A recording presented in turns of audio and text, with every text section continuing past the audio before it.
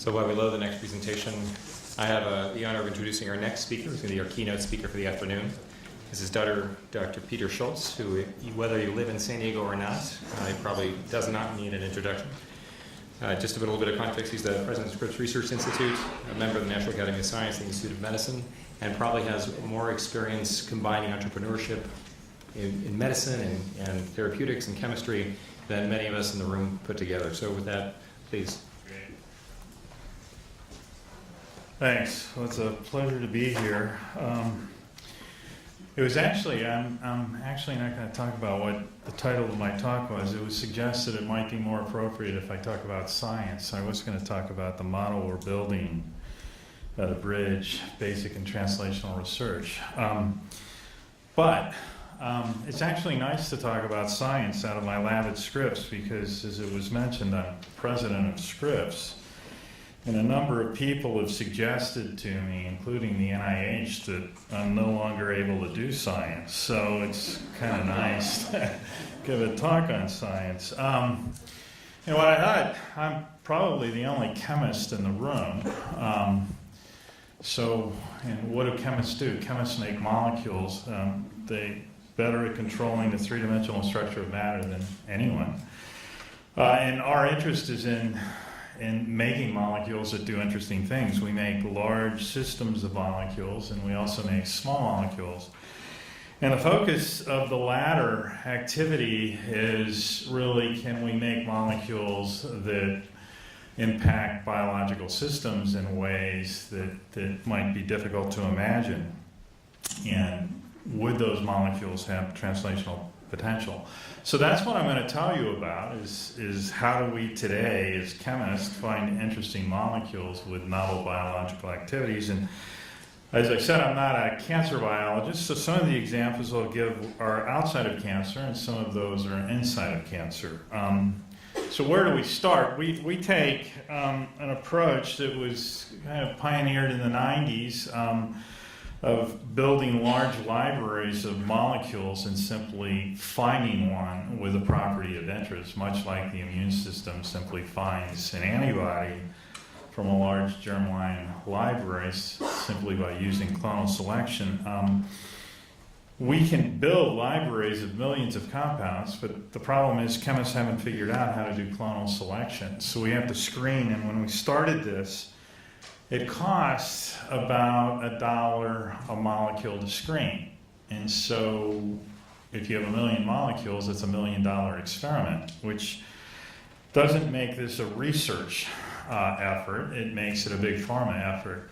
And so when I was at GNF, we decided we really had to make screens cheaper and faster. So we built all of these automated systems. Wherever you see these Staubli automobile robots, that's what we built, because the engineer that built this, Bob Downs, my college roommate at Caltech, was a chief engineer at GM. So the take-home lesson is we reduce the cost of screening to pennies a compound. So you can screen a large collection of molecules for $10,000 or $20,000. So all of a sudden, this does become a research tool for academic science. And the question is, what problems do you tackle? And I would argue that if there's a really well-known target to intervene in some disease process, then big pharma is probably going after that with far more resources and experience than we can do in the academic sector.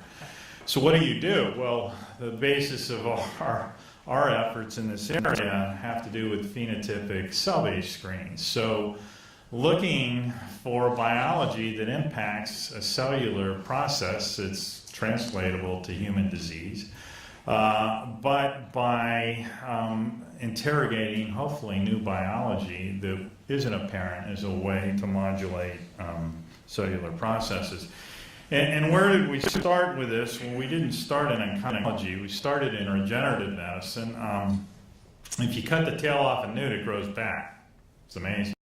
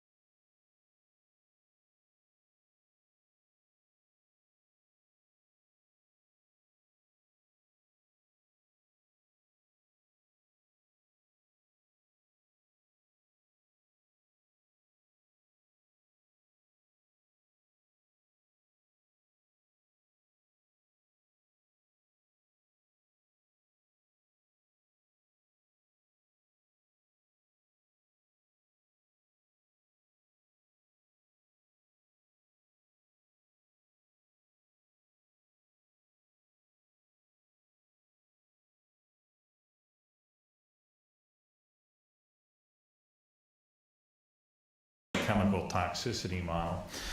So based on this notion, we thought, well, this is a regenerative therapy. It might actually be synergized with an immunosuppressive therapy. So we tested this in an EAE model as well as a MOG model.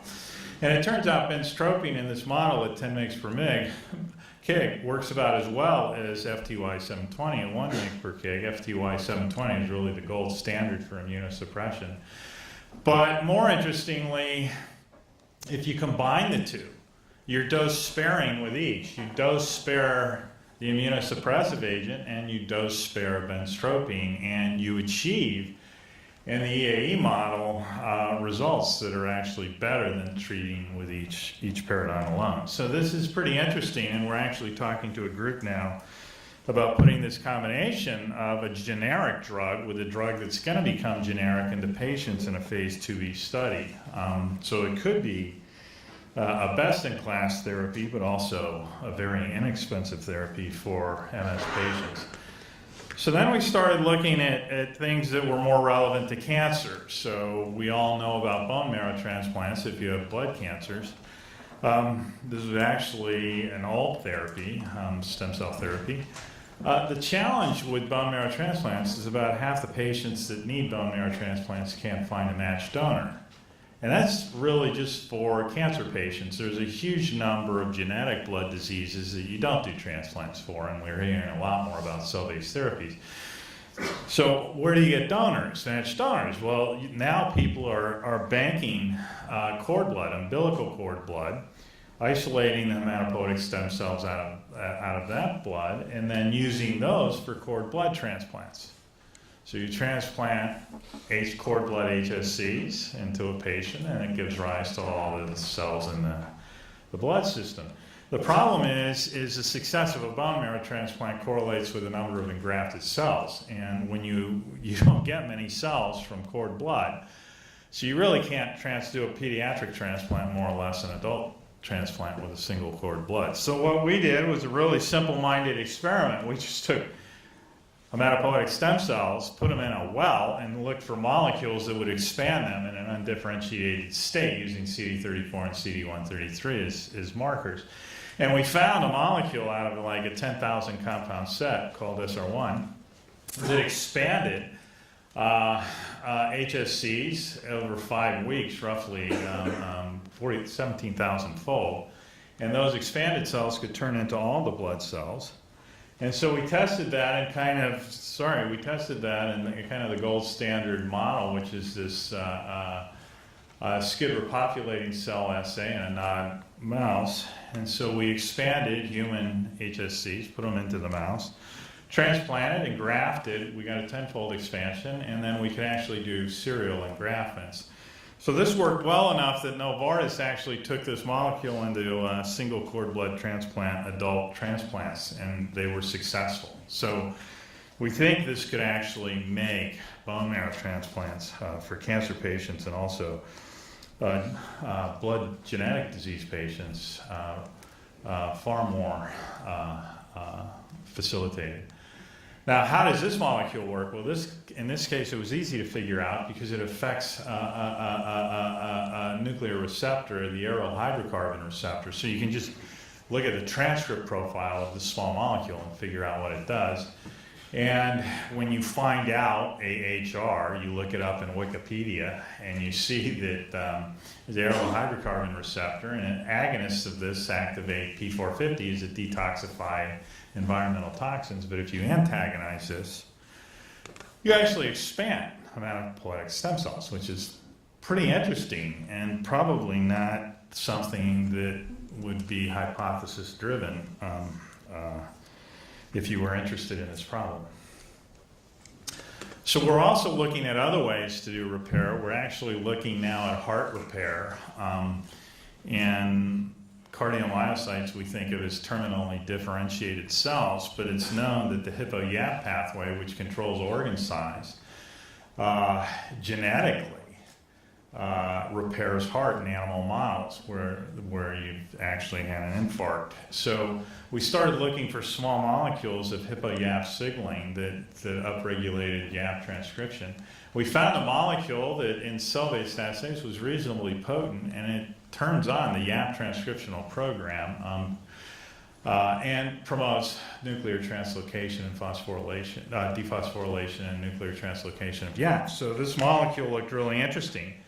So we actually took it into keratinocyte expansion models in vivo, okay? So we can expand keratinocytes for skin diseases. More importantly, in collaboration with the Olson lab at UT Southwestern, we showed we can actually proliferate neonatal rat cardiomyocytes, actually better than neuregulin. And so we're looking at putting this into animal models of heart repair. Interestingly, this functions via novel mechanism. This small molecule, again, binds to a protein, annexin A2, that you might not think is a targetable drug, as a drug target. But annexin A2 is known to connect the outer cell membrane protein complexes with the cytoskeletal and mediate the hippo-YAP pathway. So again, we're finding very interesting new things. So then we started looking at embryonic stem cells and asking whether we could selectively differentiate embryonic stem cells into defined lineages. And a guy in the lab, a really terrific postdoc, really liked to drink. So he said, "Pete, maybe we should try and make liver." And I'm like, "That's not a bad idea, okay?" So what we did is we said, can we do it in two steps? So we take ESCs, differentiate them to definitive endoderm, and then go on from definitive endoderm to hepatocytes. We were more interested in PDX1 pancreatic progenitors for diabetes. So we carried out a screen using SOX17 as a positive marker for definitive endoderm, and added a little bit of activin A, which tells you to go towards definitive endoderm, and we found this molecule, stalpromide, which is a staurosporin analog that doesn't bind to any kinases. And it carried out this differentiation process with very high efficiency and chemically defined media, both with human and mouse ESCs. And then you could go on to differentiate those cells into beta cells and hepatocytes. Now, interestingly, how does this molecule work? Well, this is where we get back to cancer. It turns out a key self-renewal factor for stem cells is MYC. And it turns out this molecule binds to a transcription factor, NME2, that regulates MYC transcription. And so when NME2 binds, when stalpromide binds to NME2, okay, it blocks NME2 nuclear translocation and binding to the MYC promoter and downregulates MYC transcription. So that explains when you downregulate a key self-renewal factor, the cells want to differentiate, and you give it a little activin A, they'll go to definitive endoderm. But MYC is a key oncogene, so we started to look at the role this molecule could play potentially in MYC-driven tumors. So it turns out this molecule suppresses MYC expression in leukemic cells. And so if you treat cell lines, leukemic cell lines, or even cells from patients, primary cells from patients, you actually induce their differentiation, which is a good thing. So that looked interesting. So then we went into a xenograft model with a MYC-dependent renal cancer. And we actually showed that we can actually completely suppress expansion of MYC-dependent tumors in this model. So this turned out to be a really interesting approach, and potentially a really interesting approach towards going after MYC, which is a key oncogene that we currently have no way to deal with. And then we started looking at cancer stem cells. And, you know, as we all know now, there's the idea that cancer is a bulk tumor. You kill the bulk tumor with conventional chemotherapy, but you may not kill the cancer stem cells, which is a population of cells that have a stem-like cell phenotype. If you don't kill those, they're responsible ultimately for reoccurrence of tumor. And so we looked, can we find molecules that will kill these cancer stem cells? So we started out looking at brain tumors and brain tumor initiating cells, so cancer stem cells in the brain. We isolated these from glioblastoma patients with a collaborator at Stanford, and then we grew these GVICs under neural stem cell growth conditions. And so we could grow enough of these tumor-initiating cells to do a screen. We looked for molecules that would selectively kill the tumor-initiating cells versus normal neural progenitor cells, NPCs or astrocytes. And so we found a molecule, this molecule, which did that with actually a pretty wide window. And we didn't understand how we were being selected for cancer stem cells. And it turns out the selectivity basis for cancer stem cells versus neural progenitor cells is the fact that in these tumor-initiating cells, they have an environment that that cyclizes what we thought was a drug, which turns out to be a prodrug, to the drug, which is this imidazolium ion. And it turns out this imidazolium ion binds to RIPK2, blocks its ubiquitination and phosphorylation, which sends it down and induces caspase-dependent cell death. And so we've had a collaboration with folks over at UCSD where we actually showed that this molecule in a xenograft mouse model actually works better than the standard of care for glioblastomas. The molecule needs improved pharmacological properties to actually be a potential drug candidate. So we also looked at, there's another process involved in cancer called the epithelial to mesenchymal transition that Weinberg extensively investigated, where epithelial cells undergo a transition to a mesenchymal stem cell-like phenotype that's very much a cancer stem cell phenotype, where you get metastasis, you get resistance to chemotherapy, you form tumor spheres, and you get multi-lineage differentiation. And it's thought that this process plays a key role in metastasis. And so we actually looked whether we could find molecules that would block this EMT process. And so this process is driven by a master transcriptional regulator called FOXC2, which induces EMT in mice.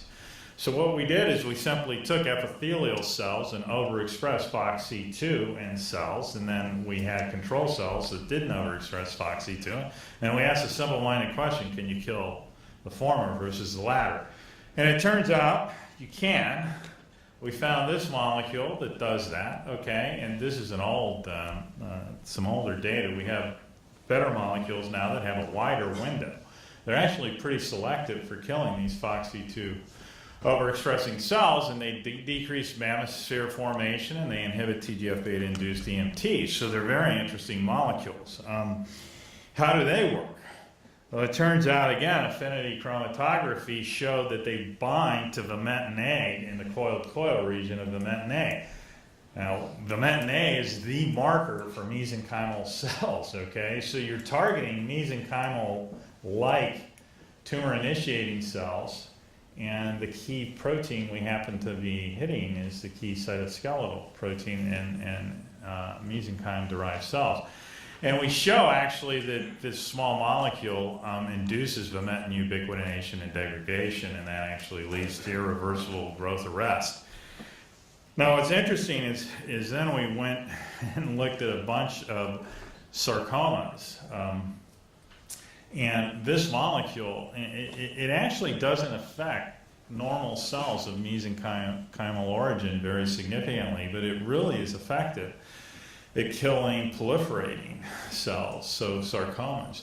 And right now, there really aren't good chemotherapies for sarcomas, okay? You get the sarcoma removed in radiation treatment. So we think this could be a very, very interesting selective approach for chemotherapy for sarcomas. Another process that goes on in the body is not only expansion of stem cells or selective differentiation thereof, but also transdifferentiation, where one cell type goes into another cell type. And the best example of that is induced pluripotent stem cells. But this is a process that actually is involved in fibrosis, where in liver fibrosis, hepatic stellate cells undergo transdifferentiation to myofibroblasts that lead to fibrosis, which fibrosis of the liver, heart, lung, and skin is the leading cause of death in the developed world.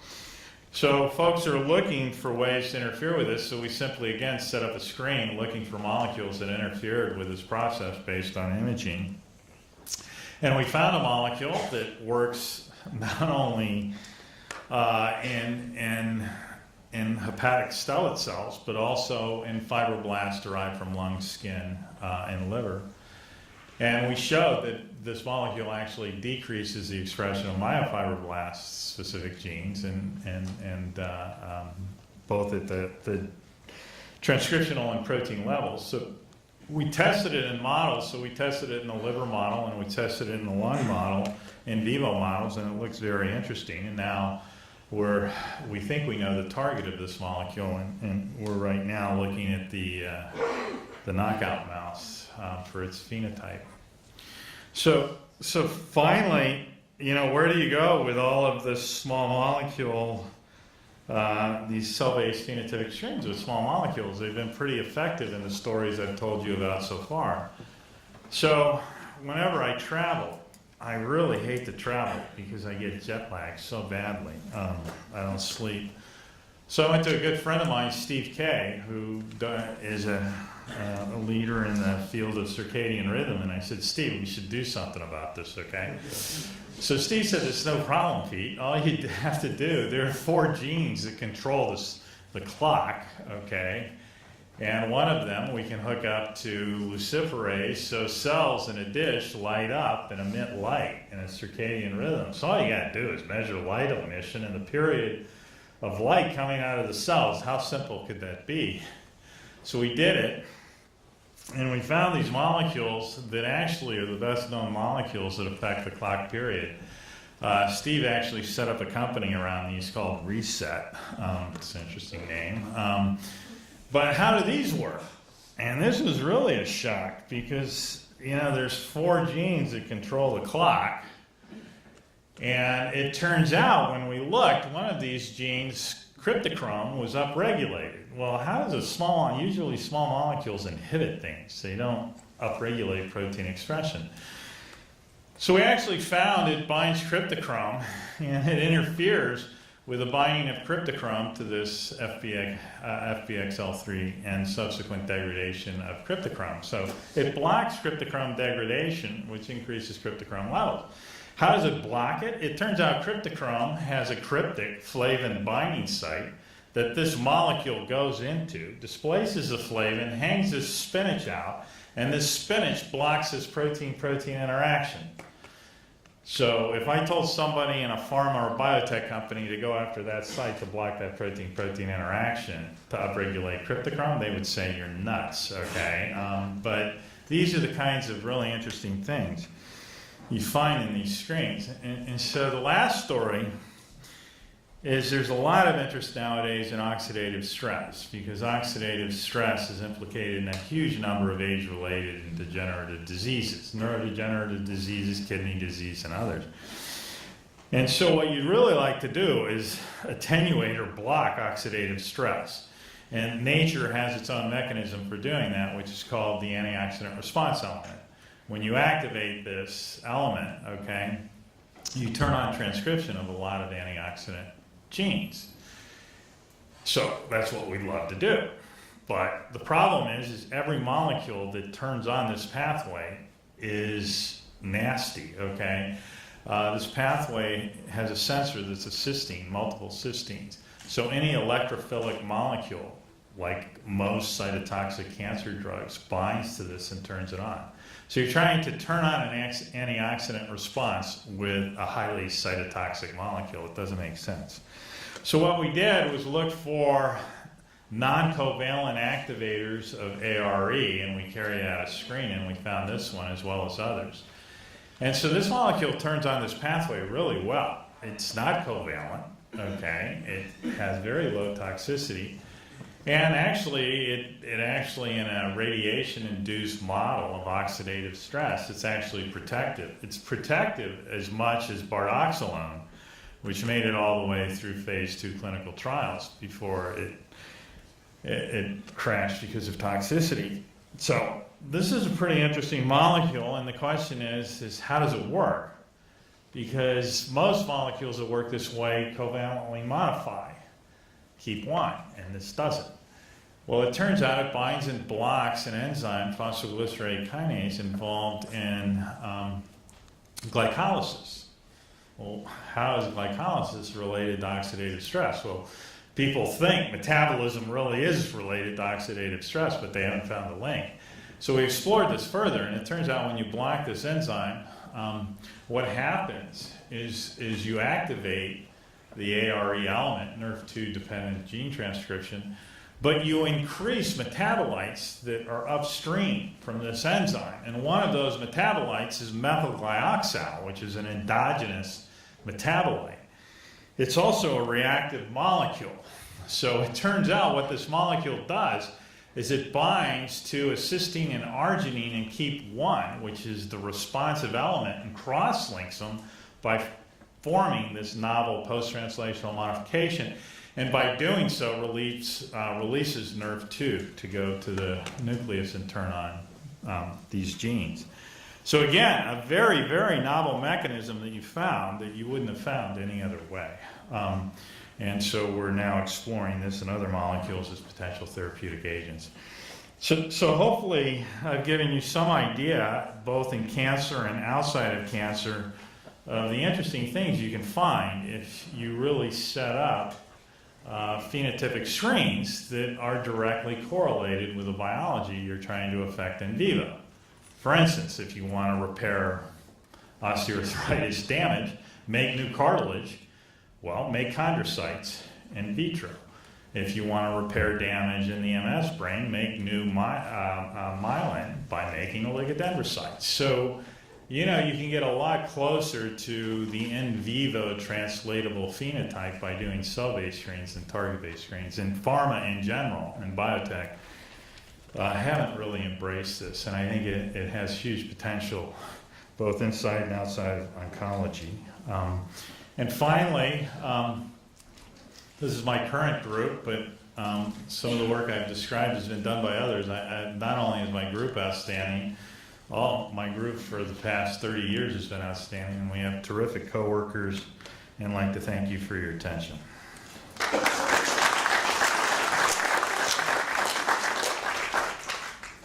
We actually do have time for a few questions. Any questions?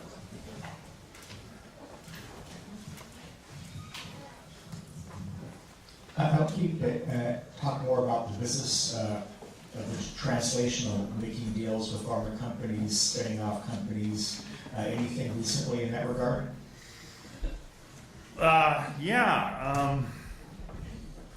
could give a whole nother hour talk on that. Yeah, we are. We actually we work both in diseases that I would say are relevant to the developed world for cancer, osteoarthritis, neurodegenerative diseases, and others, as well as diseases. We have a large collaboration with the Gates Foundation on diseases of the developing world. We're right now putting 3 molecules into the clinic with the Gates Foundation, one for TB, one for malaria, and one for childhood diarrhea. And we have 3 more right behind that. So we're really excited about our success there. We have a molecule going into the clinic for osteoarthritis, which could be the first disease-modifying therapy. That's going in next month, we believe. And then we have 2 more programs going into the clinic in 2019, one for metastatic prostate cancer, and one is related to what Carl June talked about earlier today, which is a way to control CAR T cells, not only to improve their safety dramatically so they can be used in solid tumors, but also to improve their efficacy by better affecting memory. So those are going in, and then shortly behind that, we have other cancer therapies, lung therapies, and therapies for Parkinson's and other neurodegenerative diseases. So we've actually been really successful at moving molecules from the research bench to the clinic, and we do that all within the context of a nonprofit organization, which is Caliber, linked with Scripps. And importantly, not only do we think that's really accelerating the impact on patients, I mean, we started our cryptosporidium program, and within 2 years, it's probably going to go into patients, which is really fast. But if you move molecules as an academic institution into clinical trials, and then partner them, the value creation is far greater than partnering those molecules at an early stage. And given the challenges with funding research now, if you actually partner at that stage, you'll probably get far greater revenues than you would at an earlier stage. And you can reinvest those revenues in the research enterprise.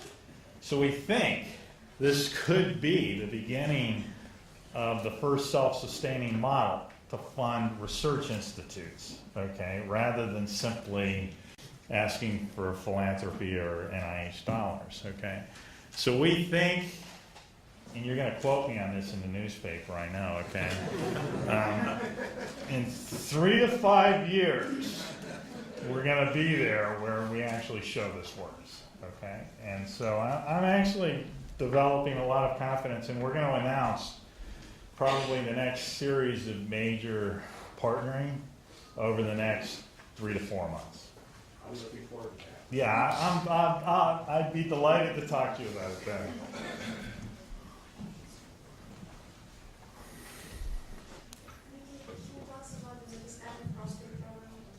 The what? Oh, the prostate. So it turns out that's one of the ones Travis is here. He can tell you a lot more about it because he's leading that charge. But it's actually a novel bispecific, okay, where we target PSMA positive cells with a small molecule that's actually used as the imaging agent. So we're using the imaging agent for prostate cancer that was probably used by the previous speaker to target T cells. And so we now have this, and we've optimized the structure relative to the other kind of bispecifics that have been in the clinic. So it is very stable, soluble, good tumor penetration, and good half-life. And we're in cyno tox studies. It looks really good. We don't see significant injection site reactions, which was the problem with the Amgen molecule. So, and we partnered with a group here, and we looked at it in using primary bone metastasis, okay, and preclinical models, and it just ablates metastatic prostate cancer to the bone. So we're actually pretty optimistic. I think we're hoping to dose patients in 2019, right, Travis? So this could be one of the first therapies that could be effective for, castration-resistant, drug-resistant metastatic prostate cancer.